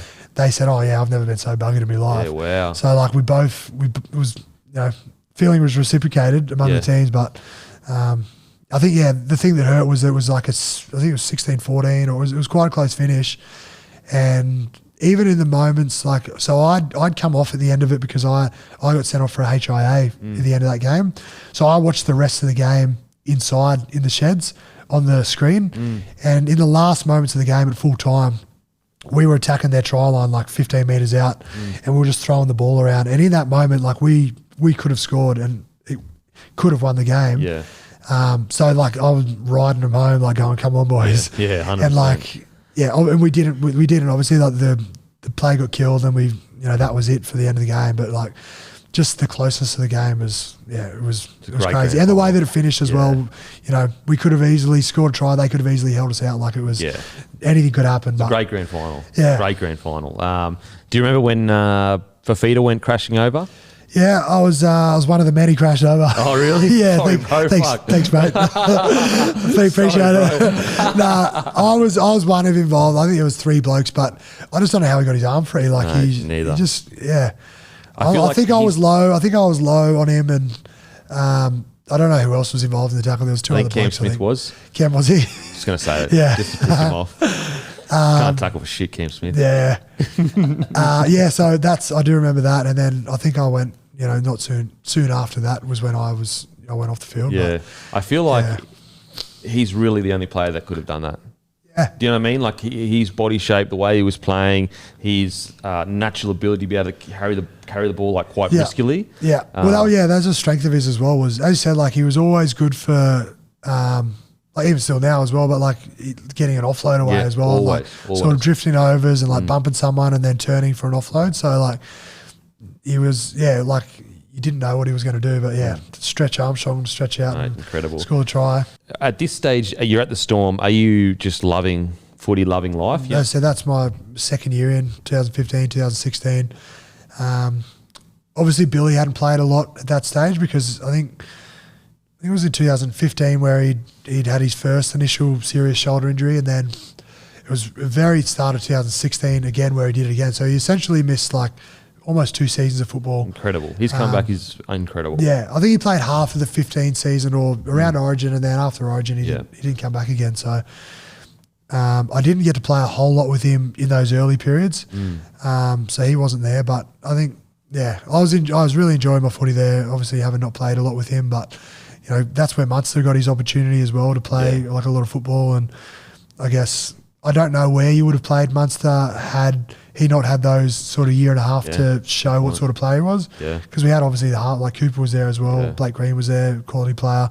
So I don't know how you would have used Munster had you not been able to see what sort of player he was. So I guess the flip side of that is Blake's got their opportunities. As a lock and forward, what's it like playing with a guy like Smithy around that ruck area? Because he's the GOAT, like, period. What's it like being on the field? Oh, it's unreal. And I probably noticed, obviously I knew it as playing with him, like how good he was, but I was injured one game and I sat up in the box and watched the game. I think it was an Anzac Day game. I don't know what year it was. It was an Anzac Day game, and I was watching Cameron and the decisions that he made, and when guys were retreating out of tackles, going to short sides and things like that, and he didn't make a single wrong error. Like he always chose the right way to go. Like he took a short side and something would always eventuate from it. Like he'd do a long ball to someone. Like he didn't make a single error. And I think that's the biggest thing is his consistency to not make mistakes. Like the difference between his best and worst game is so minimal, and that's why he's so elite. I can't remember a bad game. Literally. I don't remember too many any bad games he's played. Yeah, which is crazy. So that was the moment where I was from the outside looking in, seeing how good a player he was. But as a player, he's not a big bloke. Obviously he gets spotted in defence being a hooker, and that's why most of them make 40, 50 tackles a game. But he was so strong in the tackle as well. Crazy. I remember wrestling him when we would do wrestling drills and stuff, and he'd be putting me on my back because he'd just suffocate me with his strength. He just get you in and just farm strength or something. And not I wouldn't say particularly gym strong. Some blokes are really gym strong, which might transfer into their game strength. But I mean, his game strength was, I would say, well above what his gym strength was. He was such a strong person on the field. You honestly have to say pound for pound, he's probably one of the stronger players there is. And I don't mean in the gym, probably on the field. Yeah. For him to last as long as he did. That's what I mean. The amount of guys that would wrestle in the preseason, bigger guys than him, and he'd have them on their back. It was it was ridiculous. He was so good at getting sick line speed, but he would take a tiny step back just as they got to him, and he would control the contact really well. He's good at absorbing contact, and I know that when he was playing, he copped he got copped it for holding players down and that sort of thing, but it was because he was so strong in the tackle. Yeah. It was because, as I said, he'd make the contact and he'd just squeeze him to death, and it was he'd earned the right to stay on him because... you can't hold someone down if you don't dominate tackle usually, unless it's so obvious that you're literally just hanging on the legs or something like that. No, but it's, he just had he was just so strong in the tackle, which is...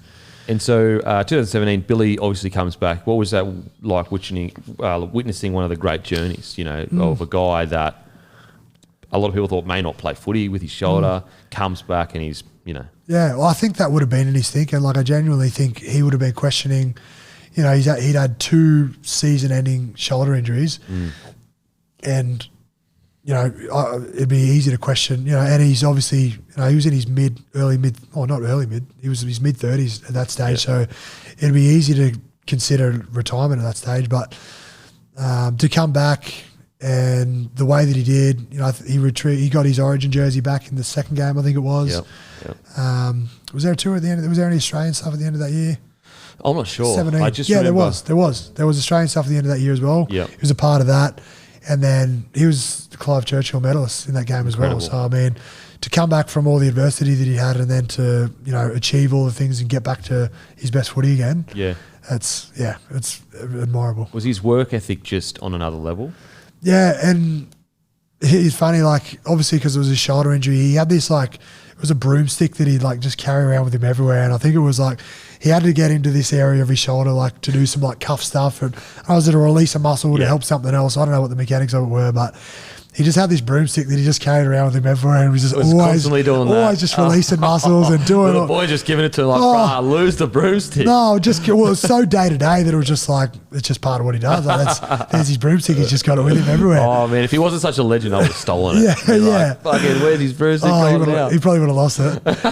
But yeah, like his attention to detail of everything in terms of like all these rehab stuff, what he's doing, like was second to none, because partly, as I said, I don't know what his thinking was, but he may have been thinking that, this is his last opportunity to play again. So, give it everything that he's got. But, I think that's just who he is anyway. Like, and that was just the way that he plays, the way that he prepares, the amount of video that he does, even in retirement, like from my time, being at the Storm, I know that he had like a good relationship, after footy with, Ryan Pappenhausen, Nico Hines, the guys that were sort of, back 3, back 5 players. Yeah. And he'd still be doing like video and cutting clips and like sending. I don't even know if he had to. Like, I don't even know if it was part of his.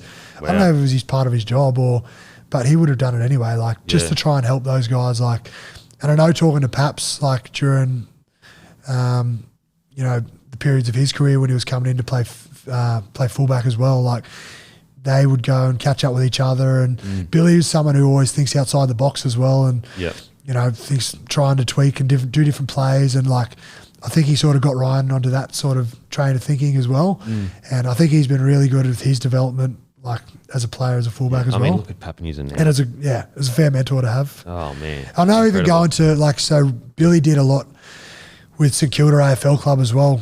A lot of it was leadership stuff that he did with them, but part of it was like some like tactical stuff. Yeah, okay. And like you would question like, oh, what can you teach us that's going to be beneficial because you're a league player, you're coming in, and I've got a good friend that's at St Kilda as well, and talking to him, he's like, oh yeah, Billy's like invented these drills, like, and he's burning players with like dummy and like getting around players, and like they're sort of pretty gobsmacked by like what he's able to bring in and what he's able to sort of teach, even though it's not his sport. Like he's implementing and teaching guys things in a new sport. So you've got to have such a good sporting mind. Anyone that's like best athlete or whatever, Powerade athlete a few years in a row, he's just like this. He's ultimate competitor. He's ultimate athlete, as I said, because he leaves no stone unturned with his preparation. Like whether it's rehab, recovery, video, he's ultimate professional. You guys are playing great. The Cowboys scrape in, but really, you dominated that grand final. What do you remember from the grand final? It's the first one you ended up winning, and so we had Richie McCaw come in and speak to us the week leading into the grand final, and everyone knows who Richie McCaw is. He's an All Blacks great. He's a captain.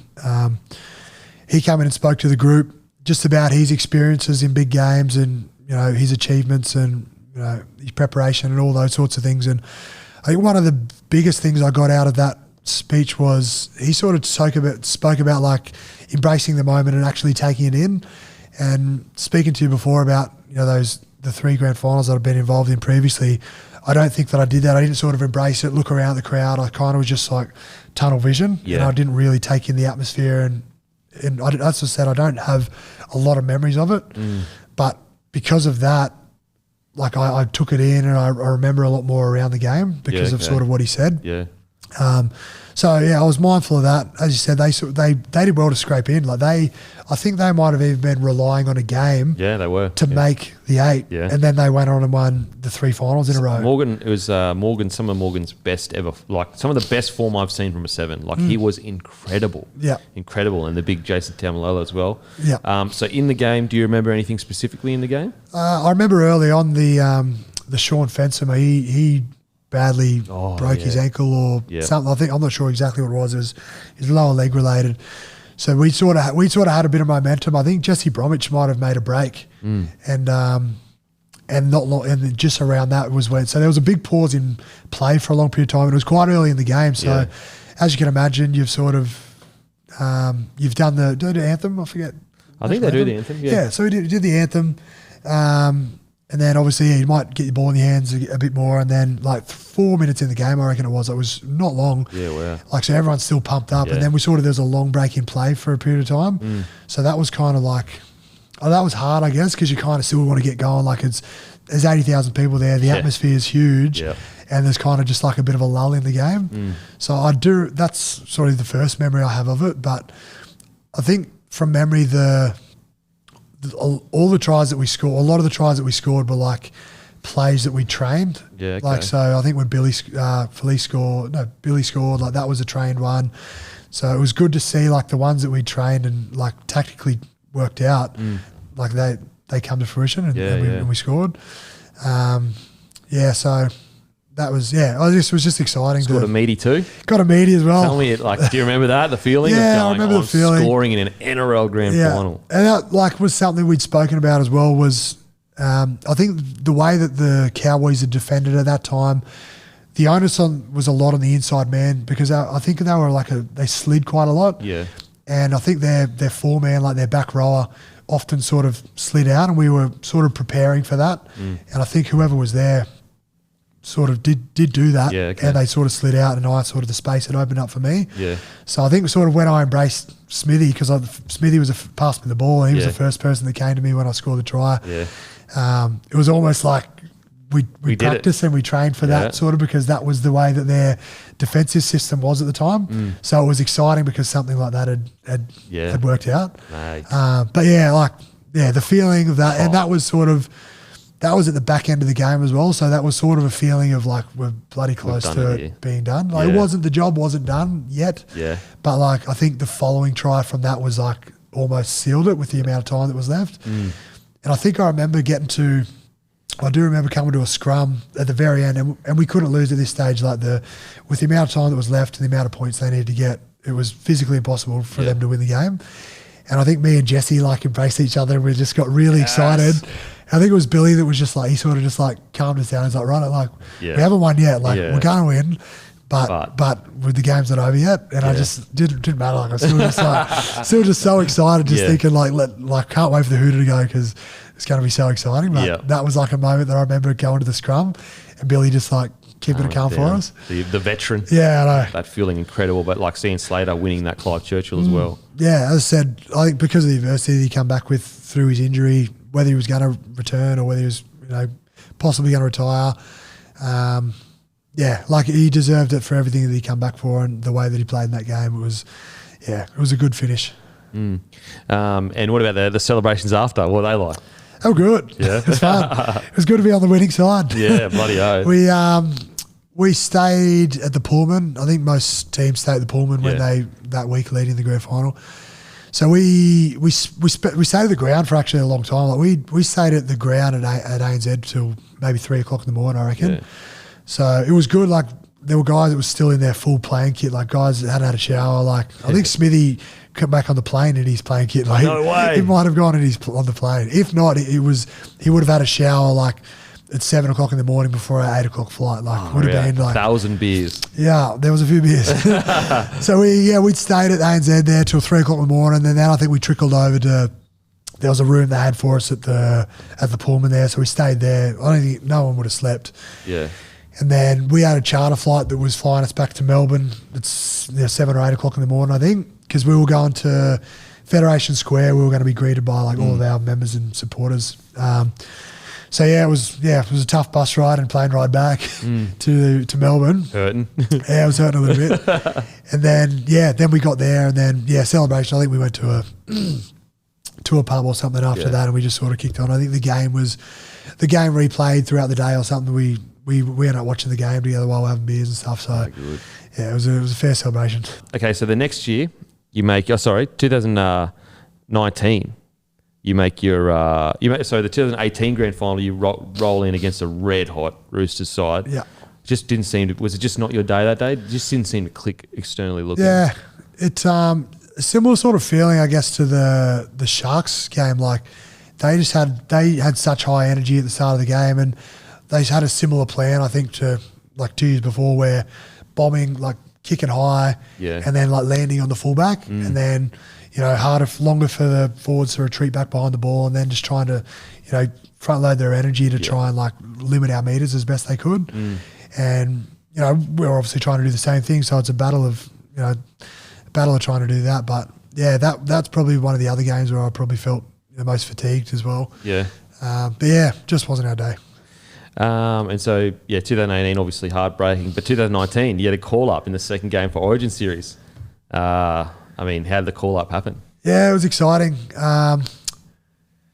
Trying to think back to the moment where it happened. I was at home when I got the call from Freddie, and I'd been involved in previous times, like as injury cover. Like I'd not gone in as, not even necessarily as 18th or 19th. It might have even been 20th man in case. Like there was one year I think where Boyd Corner or Tyson Frizzell, there was a couple of boys that were under an injury cloud. So I went in just as injury cover in some previous years. And then I got the call from Freddie, who told me that I was going to be involved in the squad again. Yeah. So I didn't know still whether I was playing or not until I got to the camp. So even getting to the camp, I don't even think it was till a day or so later that I was I didn't want to ask. I'm like, so am I playing? Yeah, 100%. Yeah, absolutely. Am I in for the squad? I didn't care. I was happy to be involved in the squad. Didn't bother me. But I wasn't sure what capacity I was involved. And then later found out that I was playing, so I was pumped with that. That was in Perth. First game was in Perth. So was that the Tom Trbojevic hat trick one? Yeah. So we ended up winning pretty convincingly. I think it was 30 something to 4 or whatever it was. But it was different. I guess a different experience. Only later finding out. Obviously having not a New South Wales, it was a pretty neutral crowd. Yeah. Because it was in Perth. So that was a different experience to later experiencing playing in Brisbane and playing at ANZ. Yeah. Obviously different playing at ANZ because you've just got the Blatchies Blues. It's all blues. You've got the crowd advantage there, obviously, and obviously the moment where the Teddy try in that last game. Yeah.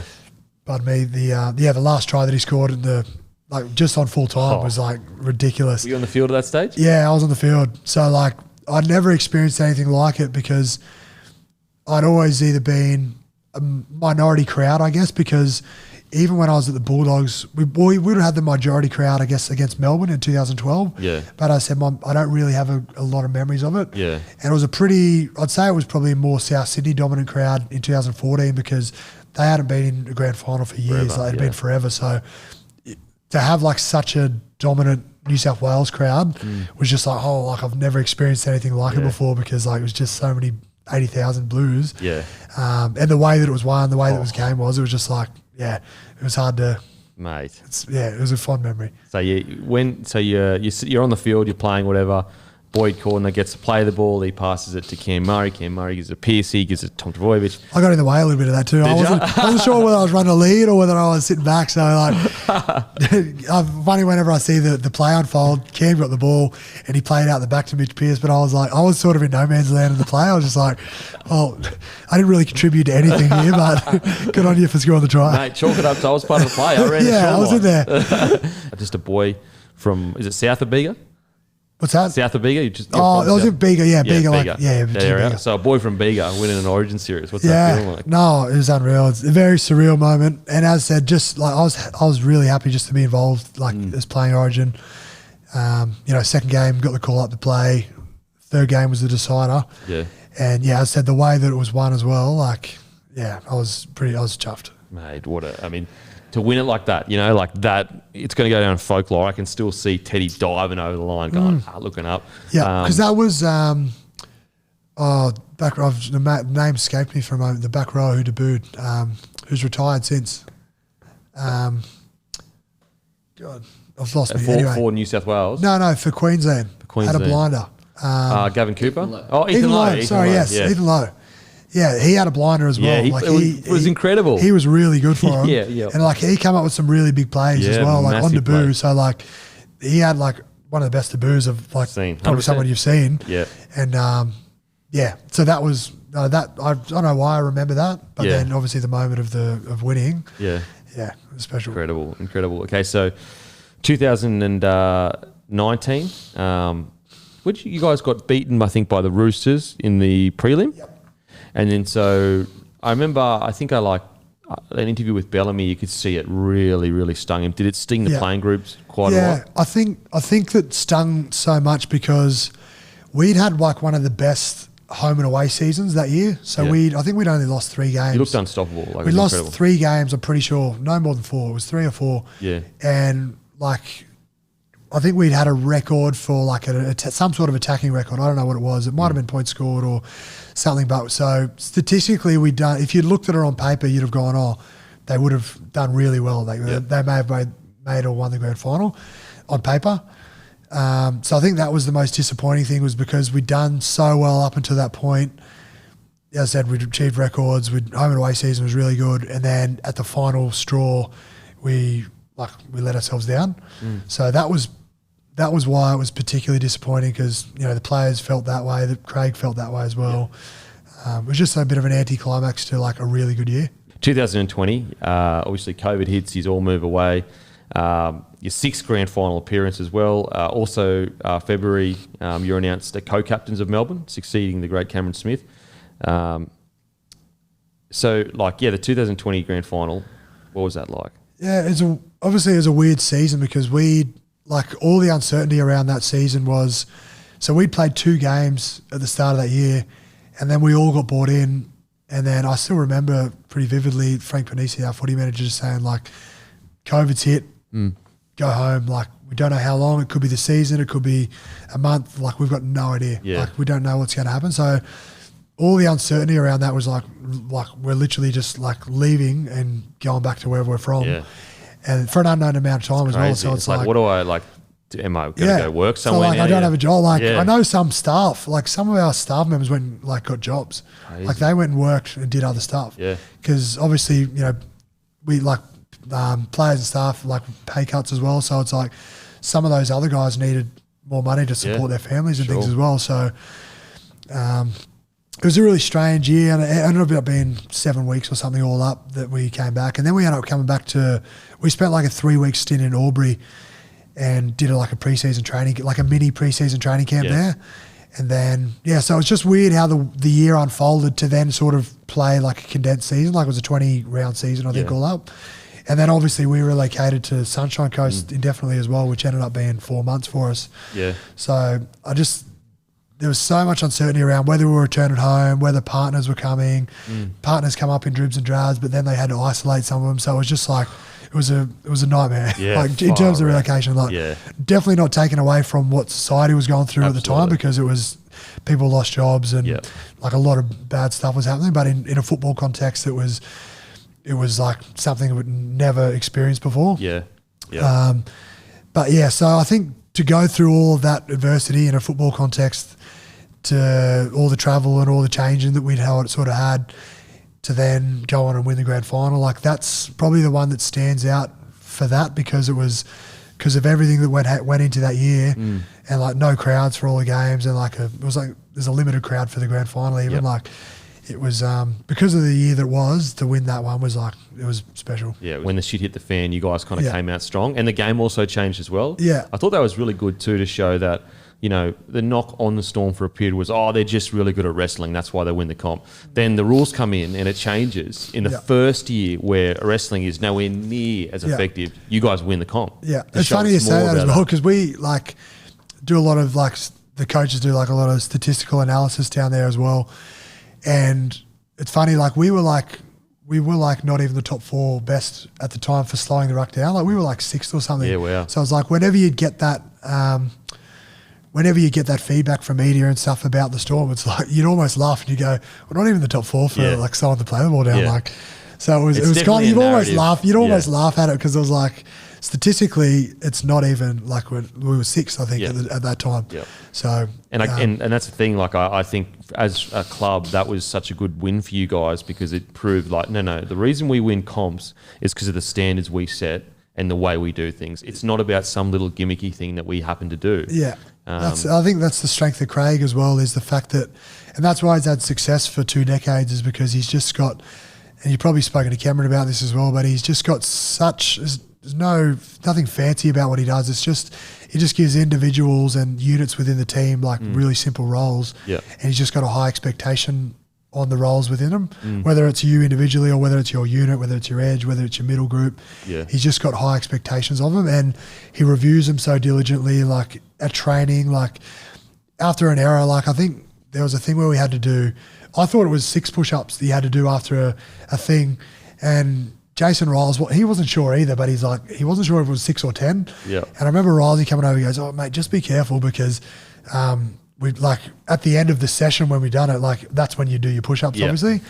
And he's like we saw that you only did like 6 push-ups. So like, I'm not sure if it's 6 or 10, but like maybe just do 10 in case. And I was like, "Oh mate, like I'm sorry, I thought it was 6." Yeah. But like that's the sort of stuff he's reviewing. Like he's reviewing who and how many push-ups you're doing, like after, like not just the scrimmage, not like what your edge is doing, the half jam there, whatever, like technically what you're doing. Like he's checking every little thing on the field.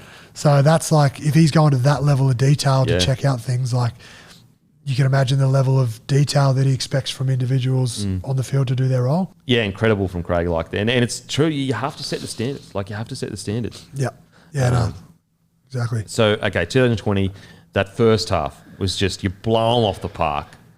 And then the 2020? Yes. First half, you blow them off the park and things are looking fantastic. Life's good. Second half, they score a try and you guys are doing such uncharacteristic things. What was it like out there? Yeah, I know. Like, you definitely don't think in the first half like you've won it because even though we were like 20-0 up, I think like we were winning pretty well first half.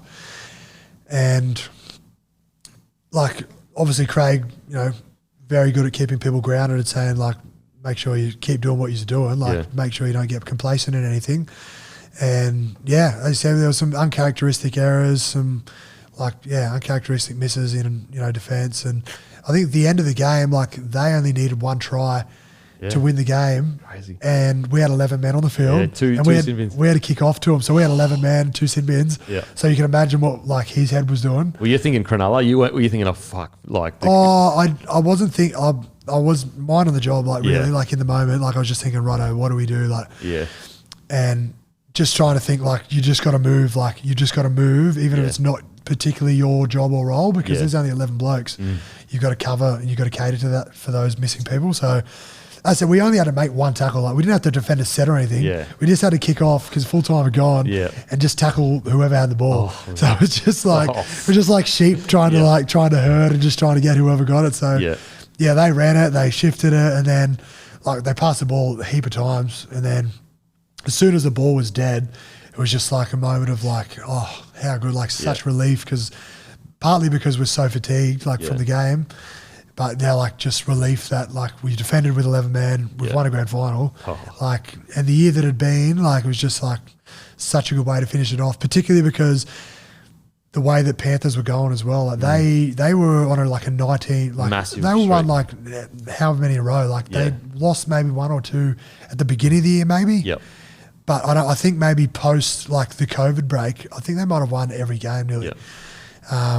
So like to win, like to break that drought for like spell for them as well was like, I don't know, felt good to do that. You guys have had a record-breaking season, but you fall short. When did the decision begin to become apparent that you may, because like I assume like it seems like you and Bellamy have such a good relationship and he rates you so highly, and I'd assume that at the time you thought you'd be a one-club player. When did it start becoming a conversation of like, maybe I am going to be looking elsewhere? So we started conversations like earlier in the year, 2021, like about what the option, like about staying. Yeah. And I think they still had a few moving pieces that they sort of had to work out, salary cap wise and players that they needed to retain and all those sorts of things. So the conversation was sort of, it was still having conversations, but sort of got a lot more serious probably mid-year in 2021, I'd say. And it sort of dawned on me at that point that like another club may be a genuine option, like that I may have to do it. Yeah. And it was, you know, there's a few different things, you know, that came into it. Obviously the fact that the term that I could sort of stay there was only sort of shorter term as well. Obviously because they had so many players they need to retain as well. Like the club's always been so good at making players great and retaining and turning players over. So, you know, I guess it was just, you even look at the retention in the recruitment that they've sort of done recently. Like obviously the Bromwich boys have since had to go. Like they're still at the club, but they're moving on. Felice moving on. Brandon's moving on. So it's like the calibre of players that those guys that they've moved on, they can't hold on to everyone. Absolutely. Like you look at the guys that they've got there, they've like retained Harry Grant, Ryan Pappenhausen, Jerome Hughes. So now they're in a battle to keep Munster. Yeah, Munster as well. So you can't keep everyone, and Yeah. that's just the nature of the salary cap. You can't keep everyone. So I understood that it was potentially my time to have to move on. Yeah. That's when I had to give serious consideration to the options that were being presented to us. Yeah. And I was really happy that the Sharks were one of the options because I'd had a relationship with Craig Fitzgibbon through Origin and through Country Origin when he was the coach there as well. So I think having that prior relationship and knowing what sort of person and coach that he was, the fact that the Roosters had so much success based on his sort of defensive mentality, because he's been the assistant and defensive coach there for a decade. So I knew that he was going to bring that defensive mindedness to the club as well. And even talking to Nico, since the pitch that I sort of, the coach and the head of football or whatever, obviously pitching to go to their club, it was everything that I wanted to hear. And it's been delivered on since then. So, the culture that he's brought to the club, the defensive mindedness, all that sort of stuff was what he spoke about, and it's come to fruition, and that was what I wanted to be a part of moving forward. So I was happy that that was the option that we were presented with. And so was there many options? We had myself and the manager, I didn't want to be involved in the whole process of it because I didn't want to be thinking about it all the time. So I just sort of said, when we've got some serious considerations about, obviously when we touch and base with clubs, wanted to talk about, how do you see me playing football? How's the club? All the questions that you've got around football. I wanted to know those things because they're really important, and that obviously comes into the decision of wanting to go there. But in terms of the contractual sort of stuff, I didn't want to be along the ride for that. So I sort of just said, once we've got some decisions to make, let's have a discussion about it. So once that sort of period of time came around, we had some real serious options to consider, with other clubs as well. Was there any that really interested you and was a possibility? Yeah, there was some. Out of respect to the clubs, I won't name them in case they don't want me to let them know. But there were some really very, very genuine options that we were considering. But in the end, the main thing that for me that it came down to was the footy side of it.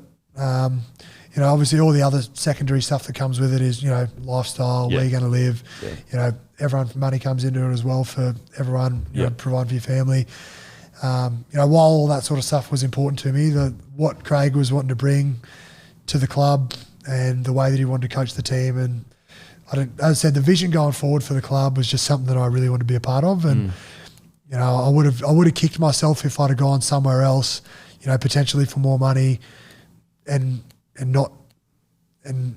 looked at them and then seeing them have success. I would have been I would have loved to have been a part of that. So the vision, Nico spoke about the same thing, Fitzgibbon's vision really sold it to him. Was it the vision that's what made it stand out above the other kind of offers, is his vision? As I said, the fact that I've had a relationship with him prior, so I knew him as a person.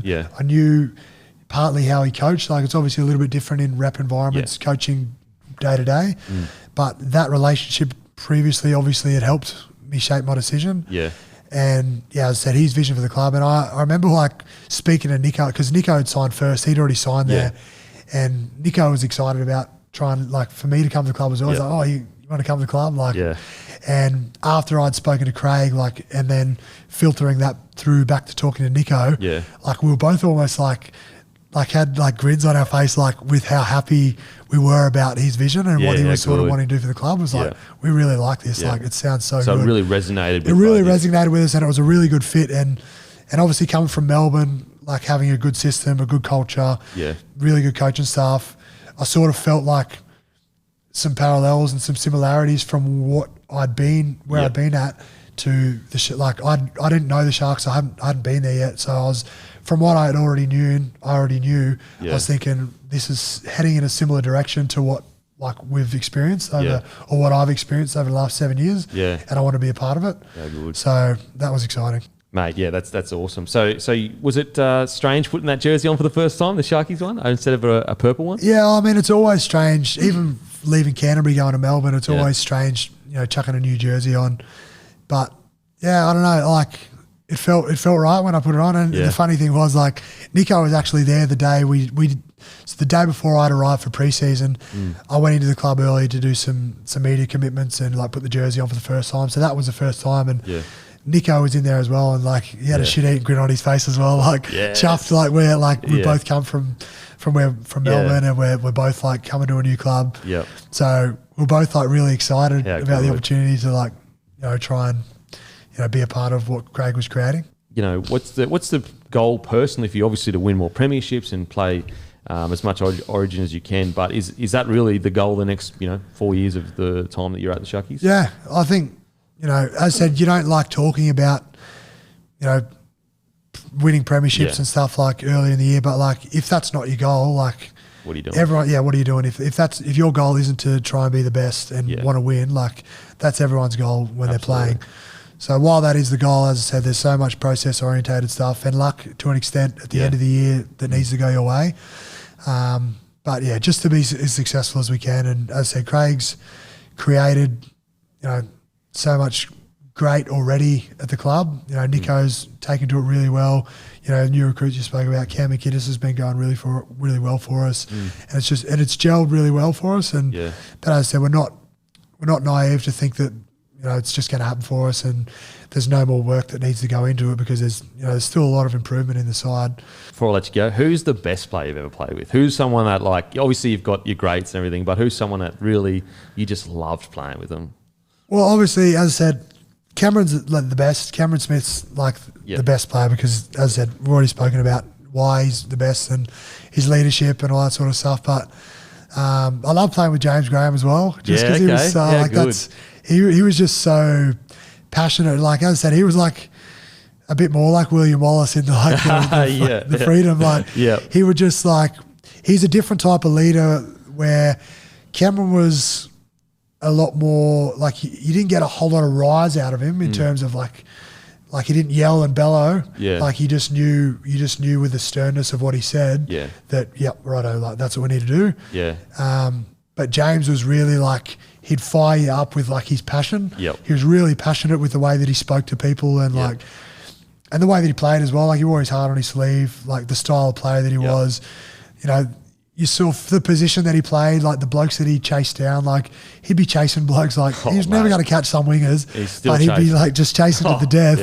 I remember a game they played in the Gold Coast, and I think he chased Anthony Don. Like he didn't catch him, but he chased him at the absolute death. Like he'd be forgiven for stopping chasing. Yeah, absolutely, bro. You've earned to rest. You've earned to rest. And I think another one sticks out. There was a rep game where he trailed behind the defensive line and then just belted across and like helped. And it was like just those moments when like that goes hand in hand with his passion. So for that reason, like it's how passionate and so skillful as well. Like he was a skillful player for like he's really smart too. He's a smart bloke. Yeah, I know. It's funny, like he had like some different personalities. Like he could be so happy and then like annoying people. Like he could be like, we had at the Bulldogs, there was Fred Serraldo was like did the gear and did a few other roles at the club, and he'd annoy the shit out of him like through the week, poking him and annoying him, and then but like when it became game day, it was like, because he had like lots of routines. He had a hot water bottle. He used to drink soda water. He had all these things that he like needed. And the gear fella was always really good at like catering to him and getting what he needed to him. And like if anyone had like interfered with that, like he would have got the shits with him. But like outside of that, like he'd be happy just to annoy people and prick and prod him. Oh fuck. And but yeah, like he's a larrikin as well. Like he's such a good fella and just such a passionate player. I ask all the boys this, favourite, I say rapper of all time. Are you a rap man? I loved Eminem growing up. So I would, if you're going to say Eminem. Favourite singer of all time? Ed Sheeran. Ed Sheeran? Yeah. Easy? Easy Ed Sheeran. Mate, how much would you pay for a duet with Ed Sheeran? Oh, a lot. A lot. I pay a lot. I pay a matchy of any kind. Favourite movie of all time? Good question. We were rattling off movies the other day. We were trying to do top fives. Shawshank's in like the top five. Remember the Titans. I'd probably say The names escape me at the moment. Shutter Island. Have you seen that? Great. Oh, mate. Shutter Island with Leonardo DiCaprio in it. Great Very movie. good. Like, you don't know until the end like what's happened. One of the great twists. Yeah, I'd say that's top 5. That'd be up there with close to Leonardo. He's a goat. Yeah. He's so good.